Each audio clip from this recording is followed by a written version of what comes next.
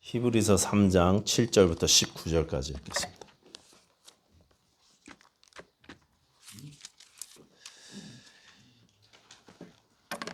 좀 기니까 우리 교독하도록 하겠습니다. 히브리서 3장 7절부터 3장 끝까지 제가 먼저 읽겠습니다. 그러므로 성령이 이르신 바와 같이 오늘 너희가 그의 음성을 듣거든 광야에서 시험하는 날에 너희가 것이 너희 마음을 완고하게 하지 말라. 거기서 너희 열조가 나를 시험하여 증험하고 40년 동안 나의 행사를 보았느니라. 그러므로 내가 이 세대에서 노하여 이르기를 그들이 항상 마음이 미혹되어 내 글을 알지 못하는도다 하였고 내가 노하여 맹세한 바와 같이 그들은 내 안식에 들어오지 못하리라 하였다 하였느니라. 형제들아 너희는 상가하고 너희 중에 누가 믿지 아니하는 악한 마음을 품고 살아계시는 하나님께서 떨어질까 조심할 것이요 오직 오늘이라 일컫는 동안에 매일 피차 권면하여 너희 중에 누구든지 죄의 유혹으로 완고하게 되지 않도록 하라.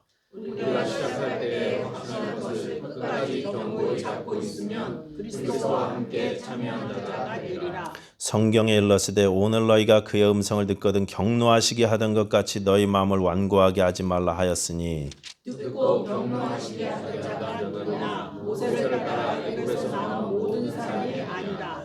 또 하나님이 40년 동안 누구에게 노하셨느냐? 그들의 시체가 광야에 엎드러진 범죄한 자들에게가 아니냐?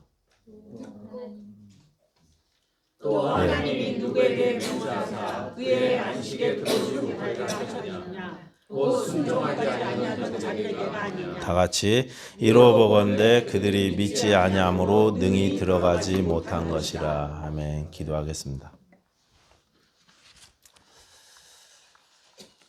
아버지 하나님 감사합니다. 이 시간에 우리 주님께서 주시는 경고의 말씀을 우리가 잘 받게 하여 주시옵소서. 우리 삶 가운데 하나님의 말씀이 중심되게 하시고 이 말씀대로 정신 차리고 또 주를 향하여 열심 낼 수 있는 저희들 되게 하여 주시옵소서. 감사드리며 예수님 이름으로 기도하였습니다. 아멘. 히브리서에는 강력한 경고의 말씀이 4번 나온다고 그렇게 지난주에 말씀드렸습니다. 그 4번의 경고 중에서 오늘 두 번째의 말씀입니다. 지난주 첫 번째 말씀이 생각나시는지 잘 모르겠습니다. 큰 구원을 등한히 여기지 말아라. 소홀히 여기지 말아라. 하나님께서 베풀어 주시는 애를 하찮게 여기지 말아라 하는 것이 지난주 말씀이었습니다. 오늘 경고 말씀은 너의 마음을 완고하게 하지 말아라. 고집 부리지 말아라 하는 그런 내용입니다. 두 번 이제 7절하고 15절에서 반복해서 똑같은 말씀을 시편의 말씀을 두 번 반복해서 인용하고 있습니다. 그러면서 이 마음이 완고해진 예를 구약에서 들고 있는데 이스라엘 백성들이 출애굽해서 광야에서 40년 세월을 지낼 때에 그때 그들이 마음이 완고해져서 하나님을 시험했었다 이렇게 말씀하고 있습니다. 시편 95편을 인용하면서 7절 8절 이렇게 되어 있습니다. 다시 한번 7절 8절 보겠습니다. 그러므로 성령이 이르신 바와 같이 오늘 너희가 그의 음성을 듣거든 광야에서 시험하던 날에 거역하던 것 같이 너희 마음을 완고하게 하지 말라. 이 히브리서 3장 7, 8절 말씀을 제가 원래 말씀인 시편 95편으로 한번 다시 읽어보겠습니다. 시편 95편입니다. 너희가 오늘 그의 음성을 듣거든 너희는 무리바에서와 같이 또 광야의 마사에서 지냈던 날과 같이 너희 마음을 완악하게 하지 말지어다. 오늘 히브리서 본문에는 빠져있지만 시편 95편에서는 무리바 혹은 마사라고 지명이 나오고 있습니다. 광야에서 하나님을 시험했던 사건 중에 대표적인 것으로 이 무리바 혹은 마사라는 마사의 반역 사건을 성경이 말씀하고 있는 것입니다. 백성이 마실 물이 없어서 하나님을 원망하고 불평했던 사건이 바로 무리바 사건이었죠. 우리가 잘 아는 내용입니다.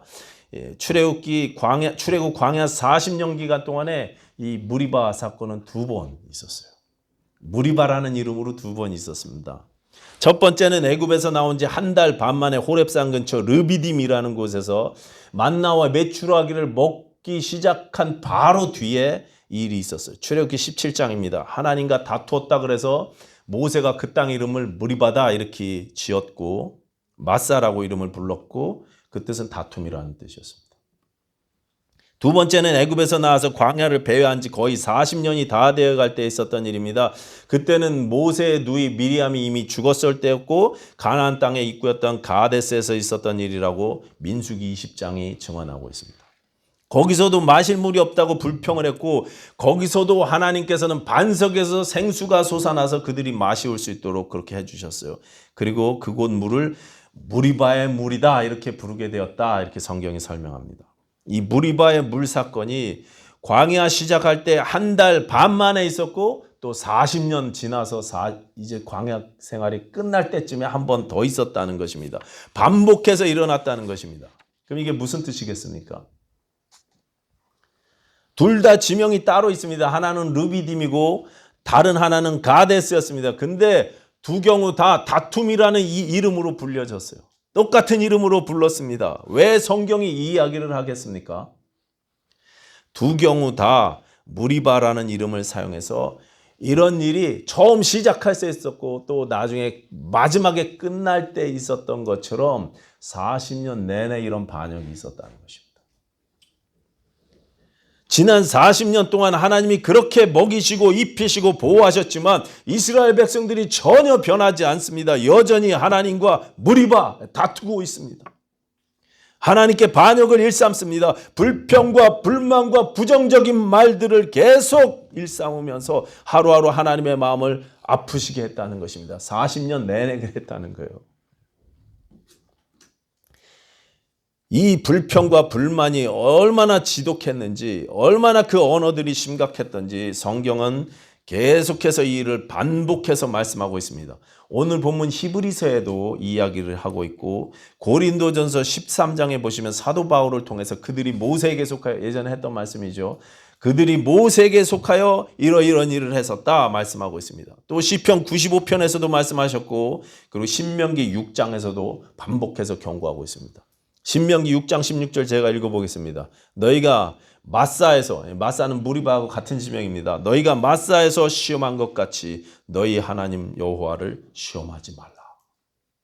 얼마나 심각했으면 이 일을 계속 성경이 반복해서 상기시켜 주시는 것입니다. 그들이 하나님을 어떻게 시험했습니까? 말로 시험했어요. 말로 하나님을 경노하시게 만들었습니다. 우리가 신자들이 우리의 언어 생활을 조심해야 되고 항상 살펴야 되는 이유이기도 합니다. 신자는요 말 조심해야 돼요.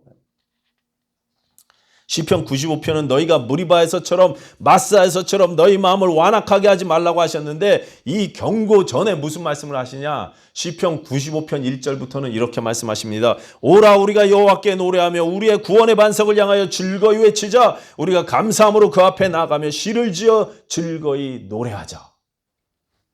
마땅히 기쁜 마음으로 찬송하고 감사해야 될 내 입술이 감사하지 않습니다.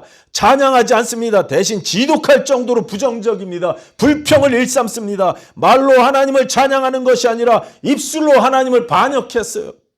경노하시게 만들었습니다. 찬양하지 않는 입, 감사할 줄 모르는 입술, 하나님을 경노하시게 만들었다는 거예요. 이스라엘 백성들은요 40년 내내 그랬습니다. 민수기 11장에 보시면 백성들이 각기 장막에 들어가서 자기 장막에서 울었다 그래요. 장막에 다 가갖고 거기서 다 여기저기서 막 흐느껴. 왜 울었습니까? 혹시 생각나세요? 고기 먹고 싶다고 울었어요. 네. 진짜예요. 한번 보세요. 고기 먹고 싶다고. 누가 우리에게 고기를 주어 먹게 하랴. 그러면서 이어서 나오는 말씀이 우리가 애굽에 있을 때는 값없이 생선과 오이와 참외와 부추와 파와 마늘을 먹은 것이 생각나거늘 이제는 우리의 기력이 다하여 이 만나 외에는 보이는 것이 아무것도 없도다. 고기도 없고 생선도 없고 오이도 없고 참외도 없고 부추도 없고 파도 없고 마늘도 없고 다 없어요. 이것도 없고 저것도 없고 없다고 불평했어요. 없는 거 가지고 불평하면서 그렇게 울었어요. 내게 그렇게 많은 것을 주시고 심지어 목숨까지도 내어주셨는데 내가 받은 그 은혜를 보지 못합니다. 내가 얼마나 큰 축복을 받아 살고 있는지 전혀 생각하지 못합니다. 오로지 내가 지금 갖고 있지 못한 것, 누리지 못하는 것만 바라보면서 불평, 불만을 쏟아내더라는 것입니다. 울면서 불평했어요. 얼마나 심한지. 심지어 매일 내리시는 만나까지도 불평했습니다. 우리 마음이 이 하찮은 음식을 싫어하노라.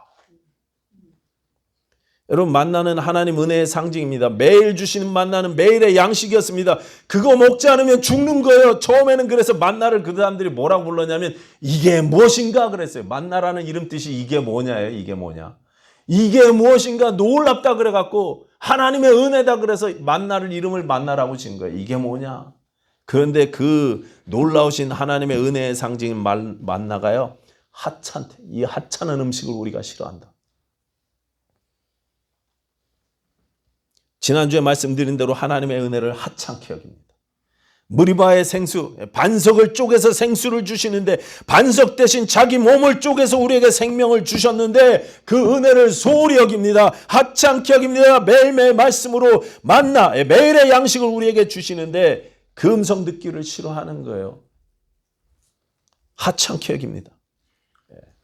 큐티는 그냥 목사들이나 하는 거고 목자님들이나 하시고 성경 읽기는 귀찮아 죽겠는데 매일 아침에 그냥 몇 장까지 읽으세요. 몇 장까지 읽으세요. 신앙생활에 기도와 말씀은 반드시 필요하지 않습니까? 기도와 말씀은요 반드시 필요합니다. 해도 그만 안 해도 그만이 아니에요. 성경 읽는 것, 성경을 암송하는 것, 우리가 가까이 하는 것, 묵상하는 것, 큐티하는 것 꼭 하셔야 되는 일인데 우리가 기도도 부족하고 성경 읽는 것도 많이 부족합니다. 큐티도 소홀히 여길 때가 너무 많습니다. 우리 마음이 하찮은 음식을 싫어하노라. 찬양해야 될 그들의 입술로 찬양이 아니라 부정적인 언어들을 배설하고 하나님의 은혜를 소홀히 여길 때 하나님께서 경노하셨다 이렇게 표현하고 있습니다. 그런데 그들이 하나님을 경노하게 했던 것은 그들의 언어 생활뿐만이 아니었습니다. 또 하나 심각한 것이 있었는데 그들이 하나님을 바라봤던 그 눈, 시각과 또 자기 자신을 바라보는 눈이 잘못되어 있었습니다. 하나님을 바라보는 눈. 하나님께서는 그 사람들을 당신 백성 삼으시려고 애굽 땅에서 불러내셨습니다. 그들에게 복을 주시기 위해서 불러내셨습니다. 참된 자유를 주시려고 노예였던 그들을 불러내셨어요. 그런데 그들이 뭐라고 이야기하느냐? 하나님이 왜 우리를 이 땅으로 인도해서 여기서 이 광야에서 우리를 죽게 하는가? 우리가 애굽 땅에서 죽었으면 좋았을 뻔하였도다. 여호와께서 우리를 미워하심으로 아모리 족속의 손에 넘겨 멸하시려고 우리를 애굽 땅에서 인도하여 내셨도다. 하나님이요 우리를 미워한다고, 나를 미워하시는 분이라고 착각하고 있습니다. 하나님 그러면 어떤 분이 떠오르세요? 수염 기르고 하얀 수염 기르고 딱 지팡이 들고 금 의자에 앉아갖고 내려보시면서 화내시는 분 떠올르십니까? 옥황상제님? 내가 좀만 잘못하면 막 번개 때리시고 그런 분이 확 떠오르십니까? 잘못 알고 계시는 거예요. 하나님은 우리를 미워하시는 분이 아니신데요. 이 사람들이 그러고 있어요. 여호와께서 우리를 미워하심으로.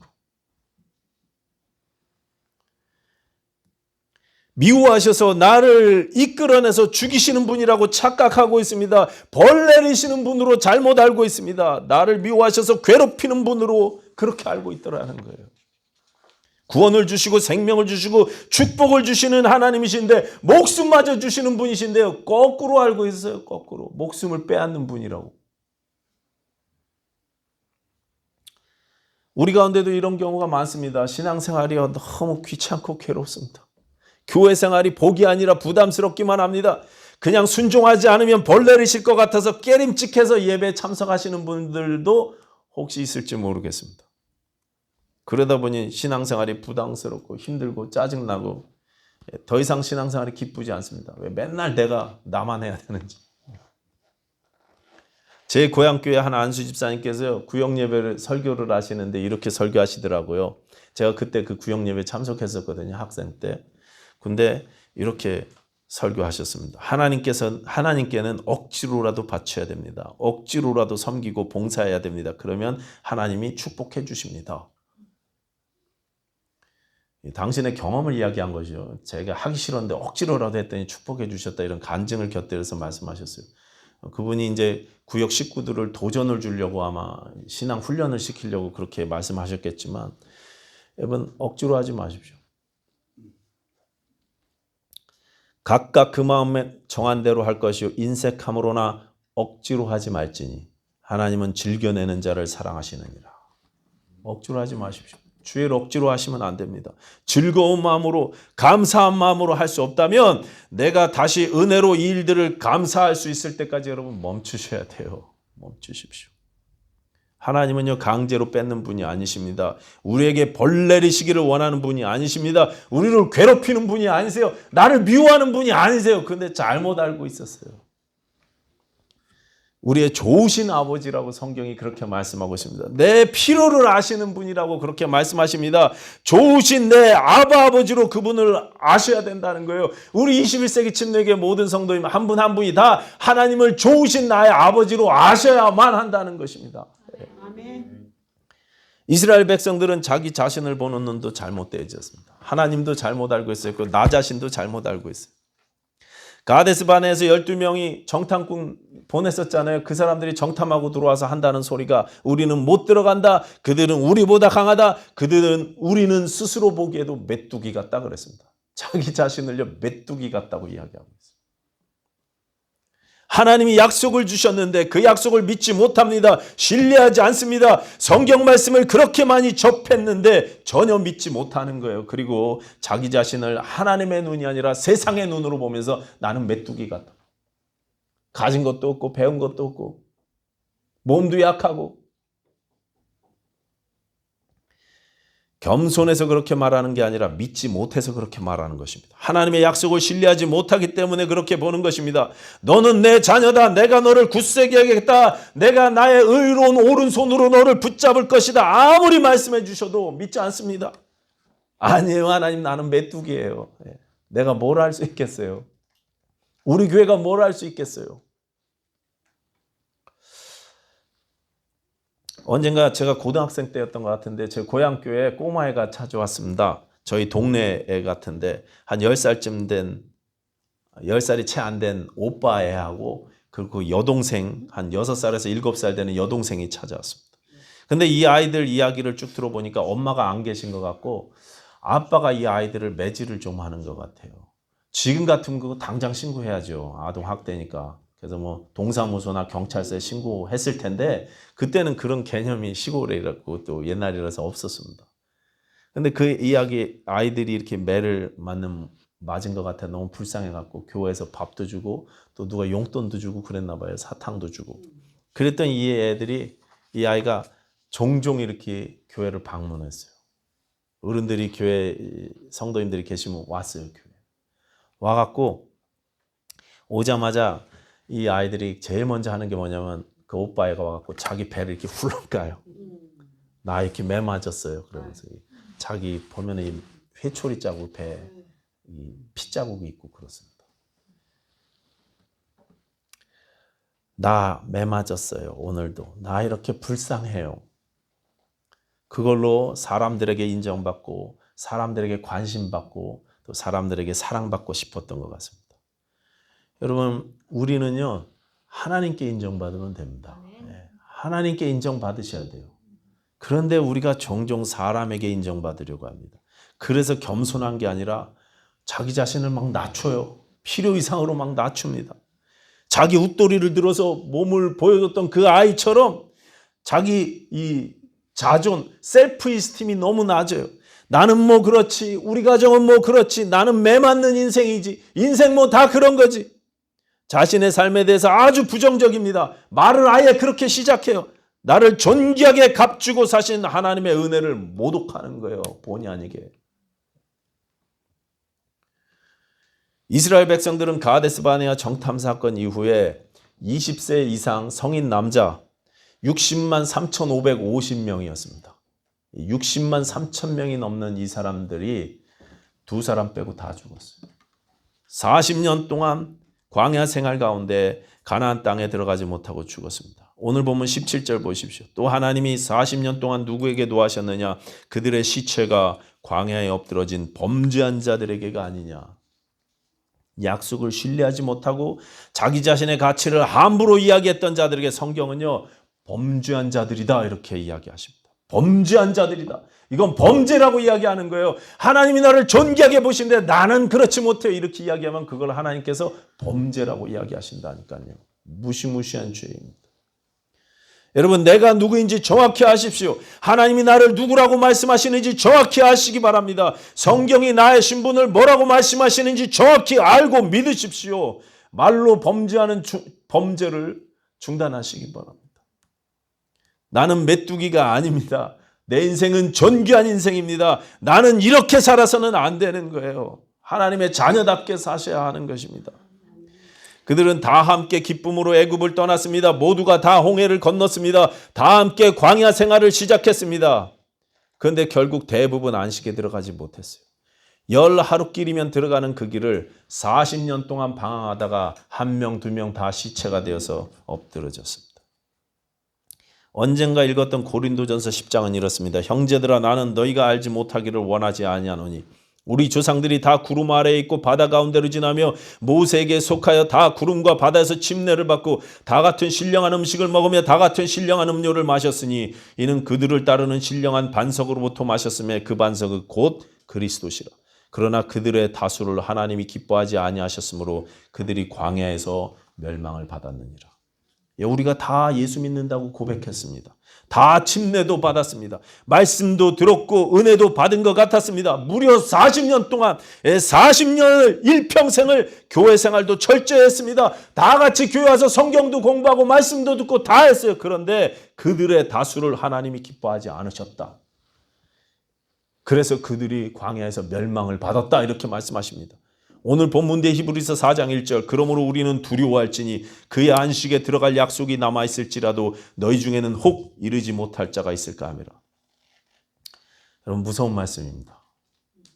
같이 신앙생활 했는데 같이 교회 생활 했는데 안식에 들어가지 못했대요. 함께 예배하고 봉사도 하고 함께 성경 공부도 하고 오랫동안 같이 주여 주여 외치면서 기도해 왔는데 안식에 이르지 못했다는 거예요. 오직 믿음이 있었던 사람, 구원의 확신이 있었던 사람, 우리는 메뚜기가 아니라 오히려 그들이 우리의 밥이라고 외쳤던 사람, 두 사람, 눈의 아들 여호수아하고 여분의 아들 갈렙, 이 두 사람만 약속의 땅에 들어갔어요. 하나님은요, 우리의 연약함을 아십니다. 그래서 고린도전서 10장은 그들이 광야에서 멸망을 받았다고 말씀하시고, 그래서 니네도 다 멸망받을 거니까 조심해라 이렇게 말씀하시고 안 끝냅니다. 쭉 뒤에 읽어보시면 13절에 이렇게 말씀하십니다. 하나님은 우리가 감당할 수 있는 시험만 허락하시고 시험 당할 쯤에는 피할 길도 주신다. 히브리서 4장에서는 예수님이 우리와 똑같이 시험을 받으셔서 우리를 동정하실 수 있는 분이라고 말씀하고 있습니다. 때를 따라 돕는 은혜를 베푸시니 그 은혜의 보좌 앞으로 나아가자 그렇게 이야기하십니다. 그냥 내버려두면 우리도 이스라엘 백성들하고 똑같아요. 그냥 망하는 거예요. 아니, 이스라엘 백성들보다 더하면 더했지 우리가. 에스겔서 11장 19절은 이렇게 약속하셨습니다. 내가 그들에게 한 마음을 주고 그 속에 새 영을 주며 그 몸에서 돌 같은 마음을 제거하고 살처럼 부드러운 마음을 주리라. 우리는 연약해서 광야에서 범죄했던 이스라엘 백성들보다 훨씬 더 심각합니다. 결코 낫지 않습니다. 계속해서 완고한 마음으로 하나님을 반역하기 일쑤입니다. 부정적인 언어들과 불평, 불만으로 하나님을 거역합니다. 하나님께서 베풀어 주신 은혜들과 그분의 말씀을 하찮게 여기기 일쑤예요. 하나님을 오해하고 내가 누구인지 제대로 알지 못해서 하나님의 눈으로 나를 보지 못하고 사탄의 거짓말로 나와 내 가정을 바라보기도 합니다.